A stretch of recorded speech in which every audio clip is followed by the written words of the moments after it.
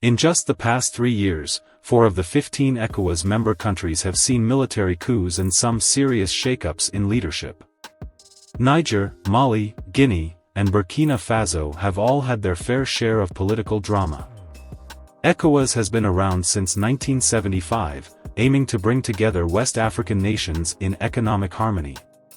But the region has seen its fair share of ups and downs, from civil wars to political instability, making it a real challenge for ECOWAS to keep the peace. Fast forward to today, and things are getting even more complicated. ECOWAS isn't just about trade agreements anymore. Nope, now they're dabbling in peacekeeping, democracy promotion, and all that. But with the recent coups rocking the boat, folks are starting to wonder, has ECOWAS lost its legitimacy? Can they still claim to be the guardians of democracy in West Africa? Now, hold on to your hats, because we're about to take a deep dive into the nitty-gritty. From ECOWAS triumphs to its epic fails, we're pulling back the curtain on what's really going on behind the scenes. So, let's dive right in. Background information. ECOWAS, headquartered in the bustling Nigerian capital of Abuja, boasts a diverse membership of 15 nations. They've got the francophones, the anglophones, and even a couple of lusophones in the mix. It was May 28, 1975, when this historic moment unfolded in Lagos, Nigeria. A group of visionary leaders from across West Africa came together to sign the Treaty of Lagos, bringing ECOWAS into existence. Notably, their mission was to break down barriers and foster economic growth among member states. At its core, ECOWAS is all about boosting economic stability and improving the livelihoods of its people. Besides, ECOWAS is also a key player in maintaining peace, stability, and democracy across West Africa. From Liberia to Sierra Leone, ECOWAS has rolled up its sleeves and jumped headfirst into conflict resolution. Whether it's deploying peacekeeping forces or brokering peace deals, ECOWAS has been at the forefront of regional diplomacy. From the civil wars in Liberia and Sierra Leone to the recent crisis in the Gambia, ECOWAS has never shied away from a challenge. They've proven time and again that when it comes to peacekeeping, they mean business. But a couple of challenges facing ECOWAS today have brought the bloc under scrutiny due to its poor response or no response at all. One of the biggest challenges is the recent coups. In the heart of West Africa, a storm is brewing. Recent coups have rocked the region, shaking the foundations of stability and governance. For instance, in Niger, a military coup on July 26 sent shockwaves through the region, followed by similar power grabs in Mali, Burkina Faso, and Guinea.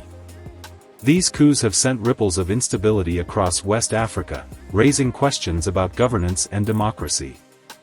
Notably, political instability, corruption, and economic hardships have created fertile ground for discontent and unrest. Add to that the failure of governments to address pressing issues like security and social inequality, and you've got a recipe for upheaval. In response, in nearly 100 days since the coup in Niger, the regional bloc has struggled to take decisive action. Despite issuing ultimatums and threats of sanctions, ECOWAS has been unable to sway the military juntas. To make matters worse, the juntas have formed a defense pact, making military intervention a risky proposition for ECOWAS.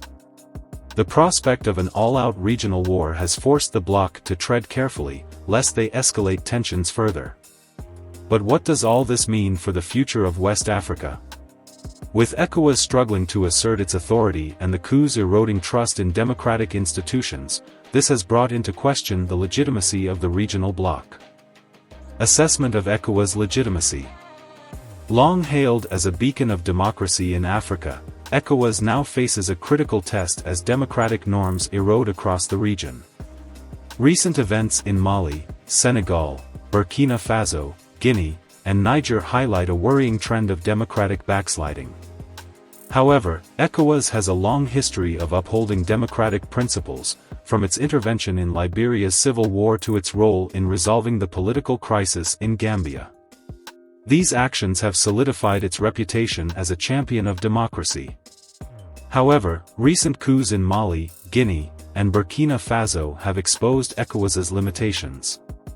Despite its protocol on democracy and good governance, ECOWAS has struggled to effectively address democratic backsliding in the region.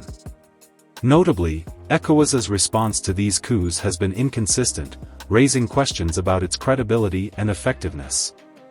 While it has imposed sanctions and suspended membership, it has failed to prevent further coups or promote democratic reforms.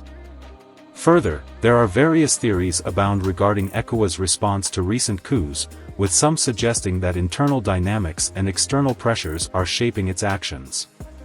For instance, one theory suggests that ECOWAS's hard stance on coups in Niger could be influenced by external factors, such as the support of Western countries like France, which is the former colonial master of the majority members of the bloc.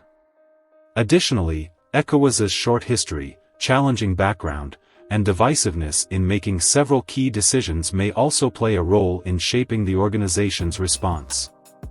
The consequences of ECOWAS's inaction are significant. Coups undermine stability, fuel insecurity, and erode trust in democratic institutions. Without decisive action, the region risks sliding into further chaos. Therefore, it's time for ECOWAS to reassert its leadership and commitment to democracy. This means holding member states accountable, implementing meaningful reforms, and empowering civil society to demand change. But what are the possible solutions for ECOWAS challenges? There are numerous possible scenarios for ECOWAS moving forward to reinvest itself and strengthen its legitimacy. On the first scenario, defensive consolidation. In this scenario, ECOWAS, 11, comprised of member states committed to democracy, tightens its ranks and adopts stronger measures against unconstitutional changes of government. They may establish a cordon sanitaire around military regimes and refuse to reintegrate them into the organization. Notably, this could lead to a dislocation of the region into two blocs, with ECOWAS, 11 consolidating their position and reinforcing cohesion. The second scenario is proactive consolidation.